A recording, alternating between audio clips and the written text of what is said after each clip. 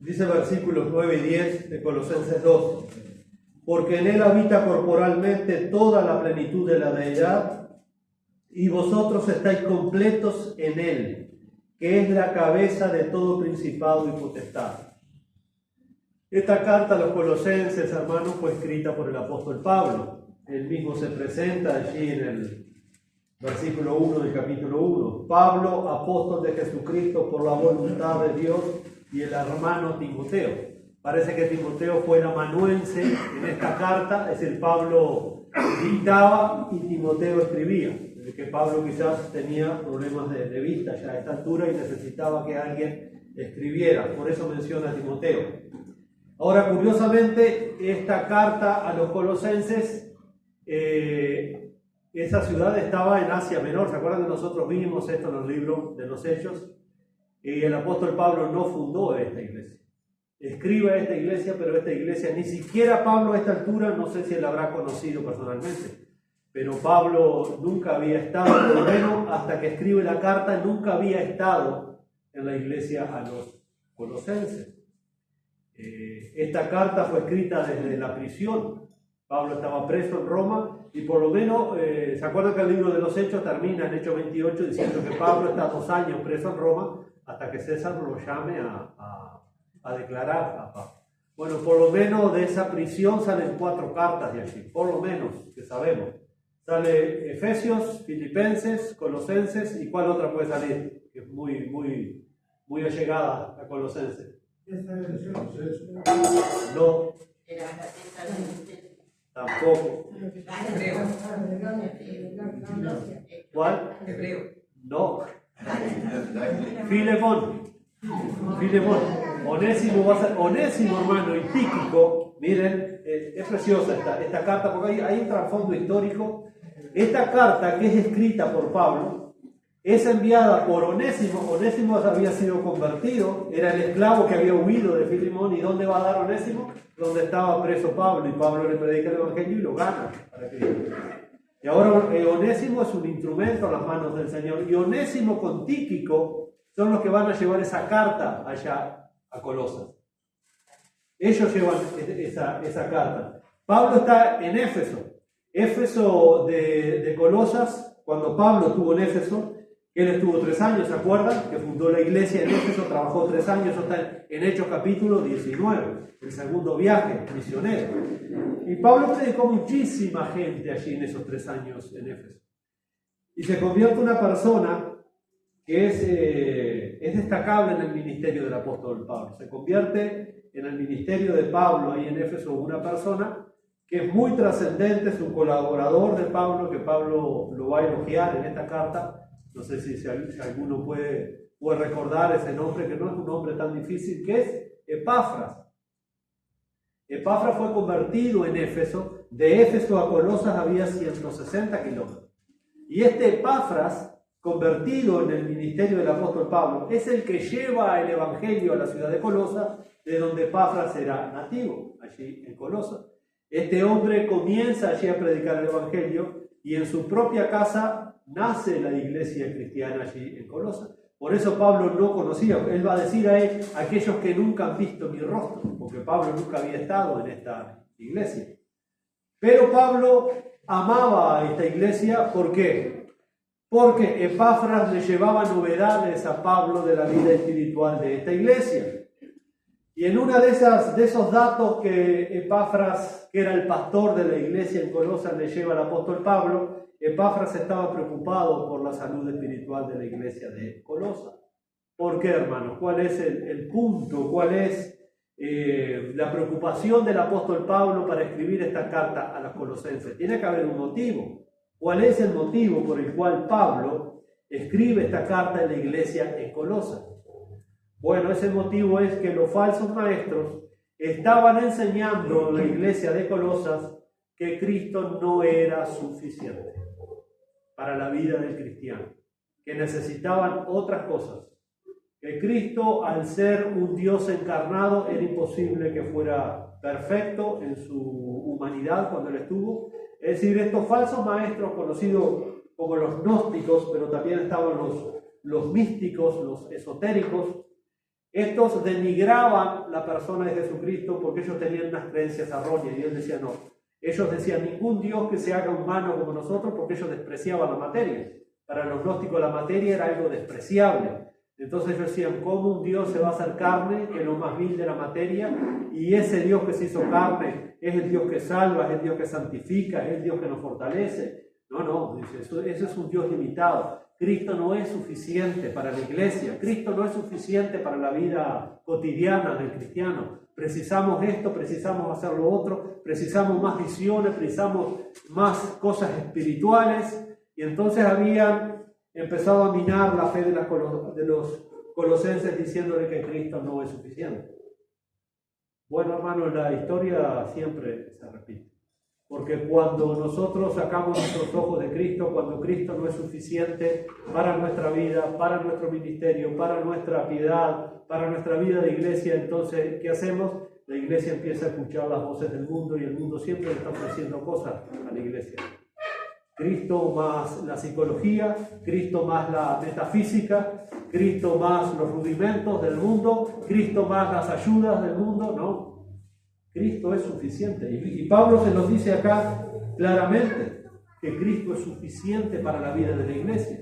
La iglesia no precisa nada aparte del Señor Jesucristo. Y esto es muy peligroso. Y Pablo inmediatamente cuando Epafra viene y le dice, mira Pablo que está pasando esto allá en la iglesia.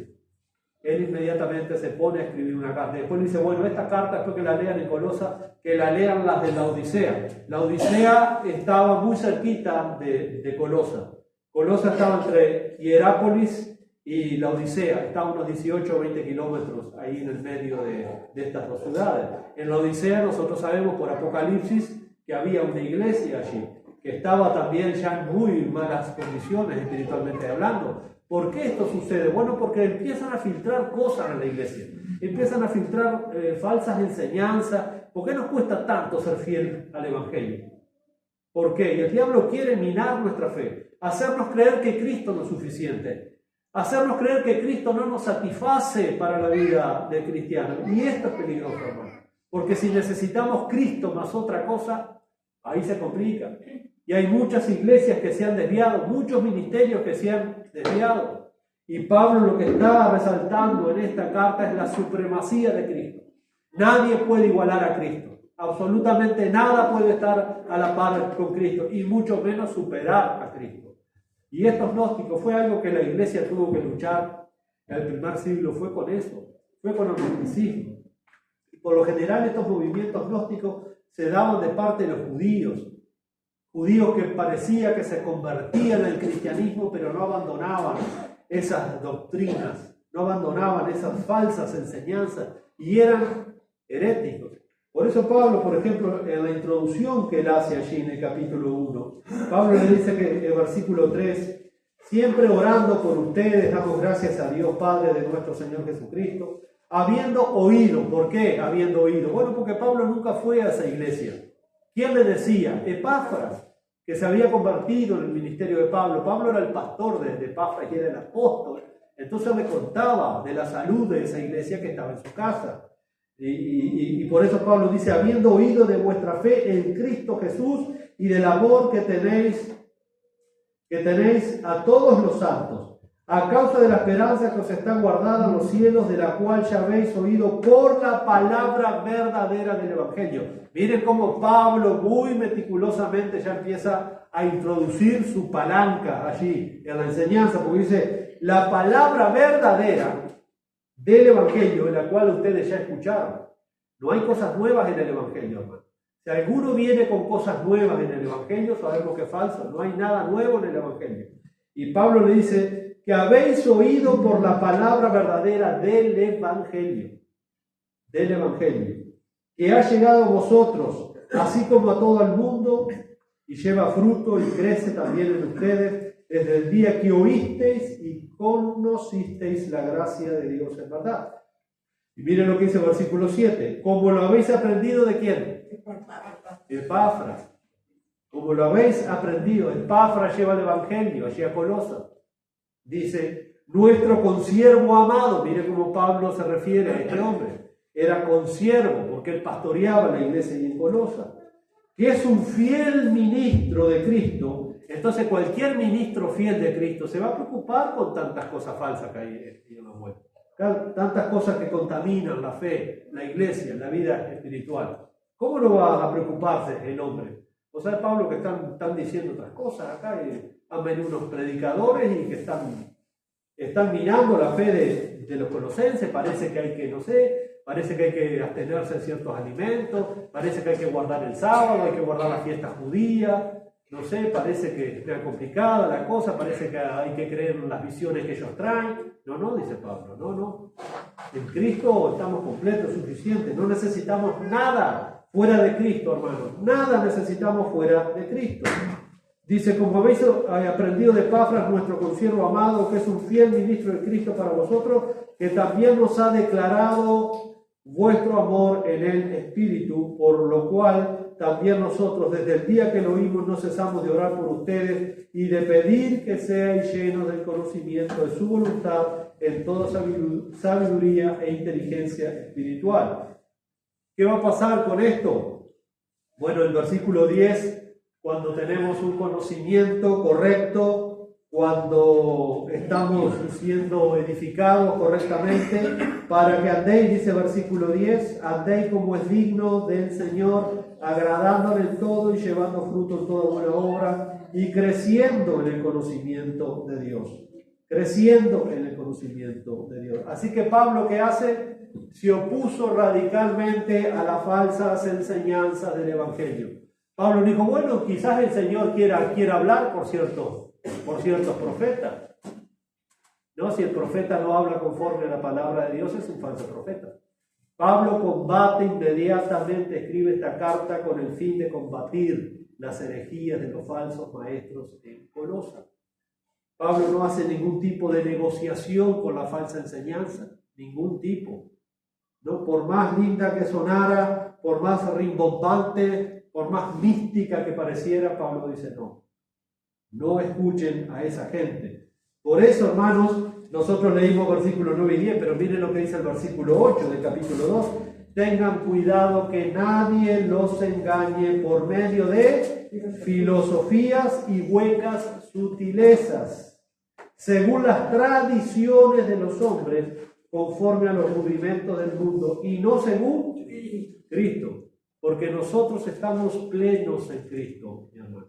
No necesitamos de filosofías, de huecas sutilezas, no necesitamos la ayuda del mundo, no necesitamos la ayuda de los sabios de este mundo, no necesitamos la ayuda de la fuerza de este mundo, ¿no? Porque Cristo nos ha capacitado de principio a fin para hacer la obra que nos encomendó como iglesia.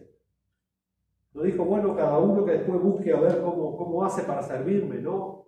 Dios nos va capacitando, Dios nos va fortaleciendo, pero nosotros tenemos que estar, como dice Pablo, allí arraigados y cimentados en Él, en Cristo. De ahí viene nuestra vida, de ahí viene nuestro poder para ser testigos de Cristo, para hacer el ministerio, para hacer la obra que Cristo nos dio. Si nos desenfocamos de Cristo, o si Cristo no nos satisface en nuestra vida espiritual, entonces vamos a salir corriendo buscando herramientas del mundo, las estrategias del mundo. Sacamos los ojos de Cristo y nos pasa lo mismo que le pasó a Pedro cuando quiso caminar sobre el mar. Cuando vio, se empezó a hundir. Nosotros lo mismo. Tenemos que tener nuestra mirada en quién, puestos los ojos en quién, en Cristo, que es el autor y es el consumador de nuestra fe, en Cristo. Hermanos, el gnosticismo moderno se ha metido también en muchas iglesias. ¿Cuánta gente viene diciendo que habla de parte del Señor y no abre la Biblia, cuando abre la Biblia por lo general es para torcerla para su propia conveniencia? Diciendo que ellos tienen un conocimiento superior. Eso era lo que los gnósticos decían. No, pero nosotros tenemos un conocimiento superior al del Evangelio, que también nos ha revelado Dios, por supuesto, pero es superior al Evangelio. Y Pablo ya les dijo, no, ustedes ya han oído la palabra verdadera del Evangelio. Hoy en día tenemos lo mismo. Tantas mujeres, tantos hombres que vienen y se paran como que hablan de parte de Dios y que tuvieron un sueño y que tuvieron una revelación y que vieron los gnósticos modernos. Nosotros lo que tenemos que hacer es concentrarnos en Cristo y en su obra, en su palabra. Y en Él estamos completos, en Él estamos plenos. No necesitamos nada fuera del Señor Jesucristo. Así que Pablo se opuso radicalmente a la enseñanza que quería contaminar la fe de los colosenses. Y miren lo que dice ahí en los versículos 15 al 23 del capítulo 1. Dice que Cristo es la imagen del Dios invisible, el primogénito de toda la creación, porque en Él fueron creadas todas las cosas, las que hay en los cielos, las que hay en la tierra, visibles e invisibles, sean tronos, sean dominios, sean principados, sean potestades. Todo fue creado por medio de Él y para Él. Es decir, Cristo no es ningún ser inferior, porque los gnósticos tenían categorías de seres espirituales. Y esos seres espirituales, cuanto más descendían hasta convertirse en materia, eran menos insignificantes. Y estos predicaban que Cristo se había hecho hombre, como Cristo se hizo materia siendo Dios. Entonces Cristo es una deidad insignificante. Y Pablo dice, no, Cristo es el creador, Cristo es el único Dios. En Él habita la totalidad de la divinidad o la deidad. Pero Cristo se humilló por nosotros para tomar nuestro lugar, para ir a aquella cruz y pagar por nuestros pecados. Por eso Pablo dice estas palabras tan sublimes ahí. Él es antes de todas las cosas. Antes de todas las cosas. Él es eterno. ¿Por qué? Porque Dios es eterno. Toda la deidad está en Cristo. Cristo no es menos que Dios. Todos los atributos de Dios están en Cristo. Toda la plenitud de Dios está en Cristo. Dice, y Él es ante todas las cosas y todas las cosas en Él subsisten. No solo que Él las creó, sino que Él las sostiene. Él las mantiene. Impresionante cómo Pablo está resaltando la persona y la obra de Cristo en esa iglesia, diciéndole, iglesia, lo único que necesitas es a Cristo, más nada. Por eso después le va a decir, Cristo en ustedes la esperanza de gloria. Fuera de Cristo no tenemos esperanza, no hay gloria. Fuera de Cristo hay vergüenza, hay humillación. Dice el versículo 18, y Él es la cabeza del cuerpo que es la iglesia. ¿Cuántas cabezas tiene la iglesia? Una sola. Y para que la iglesia como cuerpo funcione, tiene que estar unida a esa cabeza. Porque un cuerpo sin cabeza es difícil que viva, ¿verdad? Bueno, entonces Cristo es nuestra cabeza. Cristo es quien nos da la vida. Cristo es quien nos da la dirección. Cristo es quien nos nutre. Cristo es quien nos guía, porque Él es la cabeza. Nosotros somos su cuerpo. Y Él es la cabeza del cuerpo, que es la iglesia, el que es el principio, el primogénito de entre los muertos, para que en todo tenga la preeminencia. Cristo es primero en todo, nunca es segundo. Cristo es primero en todo, para que en todo tenga la preeminencia. Y dice, por cuanto agradó al Padre que en Él habitase toda plenitud, versículo 19, y por medio de Él reconciliar consigo todas las cosas. Miren lo que dice Pablo, las que están en la tierra como las que están en los cielos, haciendo la paz mediante la sangre de su cruz. Y ustedes también, que erais en otro tiempo extranjeros y enemigos en vuestra mente, haciendo malas obras, ahora os ha reconciliado en su cuerpo. Mire cómo Pablo lo lleva otra vez al mensaje de la cruz. En esa obra tremenda que Jesús hizo a favor de los pecadores, muriendo en aquella cruz, reconciliándolos. Y dice, y ahora os ha reconciliado en su cuerpo de carne que los falsos maestros despreciaban, diciendo que eso no era así, porque la materia era mala, el cuerpo era malo, el espíritu era bueno, el espíritu era el que trascendía. ¿Cómo que el cuerpo es bueno?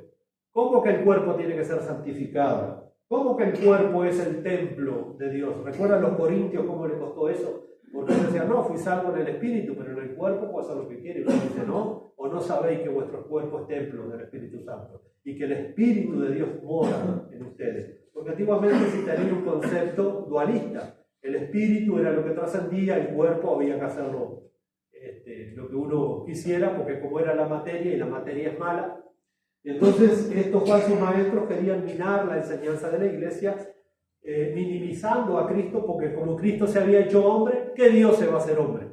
¿Qué Dios se va a identificar con la materia? Si la materia es mala, la materia es insuficiente, por lo tanto Cristo es imposible que diga todo lo que Pablo dijo que hacía en el Evangelio. Y acá Pablo les vuelve a recalcar: y vosotros también queréis en otro tiempo extranjero y enemigo en vuestra mente, haciendo malas obras, ahora os ha reconciliado en su cuerpo de carne por medio de la muerte, para presentaros santos y sin mancha e irreprensible delante de él, si en verdad permanecéis firmes en él, fundados y firmes en él. Si no permanecemos en Cristo, hermano, ¿quién nos va a salvar? ¿Quién nos va a santificar? ¿Quién nos va a llevar a la gloria si no es Cristo? Tenemos que permanecer en él. Permanecer en él. Por supuesto que el verdadero cristiano que ha nacido del Espíritu de Dios permanece en él. Pero aquellos que no están en Cristo, es cuestión de tiempo que sean derivados a cualquier otro tipo de creencia. Y sin moveros de la esperanza del Evangelio que habéis oído, el cual se predica. Miren lo que dice: sin moveros de la esperanza del Evangelio. Hermanos, lo que nosotros precisamos hasta que Dios nos lleve es el Evangelio. Nosotros necesitamos predicarnos el Evangelio todos los días, el Evangelio.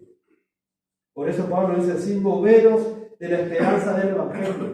¿Dónde vamos a conseguir esperanza fuera del Evangelio? ¿A dónde? En ninguna parte.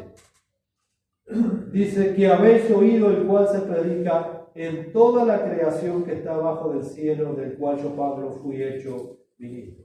¿Ven cómo Pablo entonces combate la herejía de los falsos maestros, diciendo que Cristo es lo único que necesitamos? Cristo es todo lo que nos satisface. En Cristo estamos completos. No necesitamos nada fuera de Él. Y Pablo advierte contra aquellos que enseñaban que la verdadera espiritualidad se obtenía a través de ritos, que había que guardar ciertas cosas para ser más santo, para estar más cerca de Dios, había que guardar ciertas festividades, había que dedicarse a ciertos tipos de dietas especiales con el fin de alcanzar más santidad. Eso lo vemos, por ejemplo, en el capítulo 2. En cambio, enseñó que la madurez espiritual y el conocimiento de Dios se manifiesta por medio de poner nuestra mira en las cosas de arriba. Dice en el capítulo 10. ¿Por qué hay que poner la mira en las cosas de arriba? Según Pablo en el capítulo 3. Miren: si pues habéis resucitado con Cristo, buscad las cosas de arriba. ¿Por qué? Porque está Cristo. ¿Dónde tienen que estar los ojos del creyente? En Cristo. En Cristo. Buscad las cosas de arriba, donde está Cristo sentado a la diestra de Dios. Y esto no... quizá alguno no lo entienda bien, pero esto es tremendo lo que Pablo dice: Cristo sentado a la diestra de Dios. Cuando alguien estaba sentado a la diestra del trono, eso se hablaba de majestad, hablaba de realeza, hablaba de autoridad, de dominio, de control. Y Pablo está diciendo: este Cristo, que murió por nuestros pecados, que resucitó, ahora está en gloria. Él es el Todopoderoso, Él está a la diestra. Ustedes tienen que mantenerse con esa mirada allí arriba donde está Cristo. Entonces, enseñó que la madurez espiritual y el conocimiento de Dios se manifiestan por medio de poner nuestra mirada en las cosas de arriba, no las de la tierra, como dice Pablo. Eliminar las acciones inicuas, como dice en el capítulo 3, versículos 5 al 9, y desarrollar atributos cristianos, verdaderos. Pablo aconsejó a sus lectores que llegaran a estar fundamentados y firmes en el Evangelio. Firmes en el Evangelio. Arraigados, sobreedificados en él. Ahora, mis hermanos, el punto principal de Pablo en esta carta es que en Jesucristo los cristianos ya tienen todo lo que necesitan para vivir su vida cristiana, para vivir su ministerio de adoración y de servicio a Dios. ¿Nos falta algo fuera de Cristo para ser ministros y adoradores fuera de Cristo? No, en Él estamos completos. Y ese es el punto de Pablo, hermano. En Jesucristo estamos completos. Lo que la secta le ofrecían y siguen ofreciendo a la iglesia no proviene de Dios. No se necesita, es innecesario. En Cristo tenemos la plenitud completa. En Cristo tenemos la perfección, en Cristo tenemos la santificación. porque Él es la plenitud de Dios. Pablo dice que en Él habita corporalmente toda la plenitud de Dios. En otras palabras, Pablo responde a estos falsos maestros presentándoles nada más y nada menos que la suficiencia de Cristo en la vida de sus hijos. Hermanos, si Cristo no es suficiente para nosotros, si Cristo no nos satisface, estamos en serio problema y en grave peligro. Si Cristo no es suficiente para la iglesia, ay de la iglesia. Si Cristo no es suficiente para tu alma, ay de tu alma. Ay de tu alma, porque vas a buscar en lugares equivocados. Vas a sustraer de cosas que no son buenas para tu alma. Nútrete de Cristo. Sigue el Evangelio. Nútrete de la palabra del Evangelio, la cual salvó tu alma y es la que te está santificando. Por eso, hermano, el argumento de Pablo se presenta primeramente por medio de la persona de Cristo. Ese es el corazón del Evangelio. La persona de Cristo. La obra de Cristo. Por ejemplo, en 1.15 Pablo dice de Cristo que es la imagen del Dios invisible. Él es la representación total y perfecta de ese Dios. No le falta absolutamente nada. Él es la imagen del Dios invisible, dice ahí en 1.15.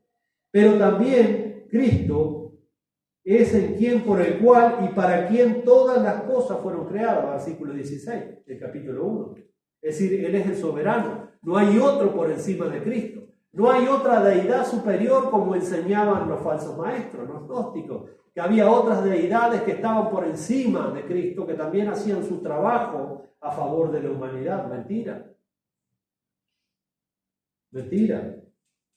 Aparte, Pablo dice, Él es antes de todas las cosas, en Él todas las cosas se mantienen juntas, versículo 17. Él es el primogénito de los muertos y tiene prioridad sobre todas las cosas, versículo 18. Miren cómo Pablo exalta a la persona de Cristo, porque Cristo es Dios, hermano. Cristo es Dios. Luego dice el versículo 19 que al Padre le plació, le agradó que en Él, es decir, en Cristo, habitara toda la plenitud. Cristo está completo de Dios, no le falta absolutamente nada, completo. Y luego dice allí, versículo 9 del capítulo 2 que leímos, y que en Cristo habita toda la plenitud de la deidad, toda la plenitud de la deidad. Y dice que nosotros estamos completos en Él. Miren lo que dice ahí en el versículo 10. Y vosotros estáis completos en Él. Así como Dios es la plenitud, Cristo es la plenitud de Dios, nosotros, hermanos, en Cristo tenemos la plenitud de Cristo. Y cuando Pablo dice acá, en el versículo 10, y vosotros estáis completos en Él, la palabra que Pablo usa ahí para completos es un término que se usaba un término marítimo, un término que se usaba en los navieros. Por ejemplo, cuando se iba a preparar un barco, vieron que antes para trasladar muchas cosas se usaban los barcos que tenían que cruzar los mares, los ríos eran un medio de transporte importante. Ahora, ningún barco iba a salir con su carga sin antes estar completo para ese viaje. Y ellos tenían que revisar muy bien el barco a ver si iba a llegar a destino. Por lo general esos barcos iban cargados, llevaban mercadería, se negociaba con esos barcos, de repente estaban 2, 3, 4, 6 meses en alta mar, pero se tenían que preocupar y tenían que equipar a ese barco, tenían que prepararlo a ese barco para que llegara al destino que se le había otorgado. Y ese es el término naval que Pablo usa ahí, diciendo que nosotros los cristianos estamos completamente preparados en Cristo para la vida cristiana. No necesitamos absolutamente nada. Así como los marineros y el capitán del barco se ocupaban de que ese barco zarpara y llegara, sabían que iba a atravesar tormentas, vientos, huracanes, olas en el medio del mar, pero por eso antes de largarlo, ellos se preocupaban de que el barco estuviera completo para ese viaje. Bueno, así nosotros, dice Pablo en el versículo 10, vosotros estáis completos en Él. Es decir, pueden vivir la vida cristiana cualquiera que sea un hijo de Dios porque está completo en Cristo. No te hace falta nada, el mundo no te va a equipar, la ciencia de este mundo no te va a equipar, las riquezas de este mundo no te van a equipar. Ya Cristo preparó tu vida cristiana en Él para que cruces esta vida y llegues al destino. No precisas nada. En Él estamos completos. Cristo ha hecho provisión para su iglesia, para sus redimidos. El problema es que nosotros muchas veces nos desenfocamos, hermanos, de la persona y de la obra